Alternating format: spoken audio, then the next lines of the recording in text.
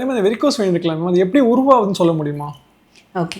So இப்போ நம்ம இருதயத்துலேருந்து காலுக்கு ரத்தம் எடுத்துகிட்டு வர்றதுக்கு ஒரு ரத்த குழா இருக்குது, அது பேர் ஆர்ட்ரின்னு சொல்லுவோம்.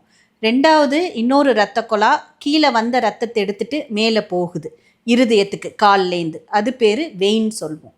அந்த வெயின் அப்படிங்கிறது நம்ம சதைக்கு உள்ள ஒரு சிஸ்டமாக வெயின் இருக்குது, அது பேர் டீப் வெயின்.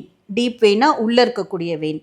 இன்னொன்று தோலுக்கும் சதைக்கும் நடுவில் இருக்க இடத்துல வெயின்ஸ் இருக்குது, அது பேர் சூப்பர்ஃபிஷியல் வெயின், அதாவது மேலாப்பில் இருக்க வெயின். இந்த 2 வெயினுக்கு நடுவில் நிறைய கனெக்ஷன்ஸ் இருக்குது. இப்போ நம்ம வீட்டில் ப்ளம்பிங் பண்ணியிருக்கோம், நிறைய பைப்ஸ் கனெக்ஷன்ஸ் இருக்குது இல்லையா, வேல்வெல்லாம் இருக்கும் அங்கே தண்ணி முன்ன பின்ன போகாமல். அதே மாதிரி நம்ம கால்லையும் இந்த டீப் வெயினுக்கும் சூப்பர்ஃபிஷியல் வெயினுக்கும் நடுவில் நிறைய வேல்வ் கனெக்ஷன்ஸ் இருக்குது. அது எப்பயுமே சூப்பர்ஃபிஷியல்லேருந்து டீப், வெளியேந்து உள்ளே தான் ரத்தத்தை அனுமதிக்கணும். ஆனால் ஒரு சில காரணங்கள்னால அந்த வேல்வு சீராக வேலை செய்யலை அப்படின்னா உள்ளேருந்து ரத்தம் வெளியே கசியலாம். உள்ளேந்து வெளியே வரக்கூடிய இந்த ரத்தம் தான் இந்த சூப்பர்ஃபிஷியல் வெயின்ஸ் அப்படிங்கிற வெயினில் தங்கி போயிடுது.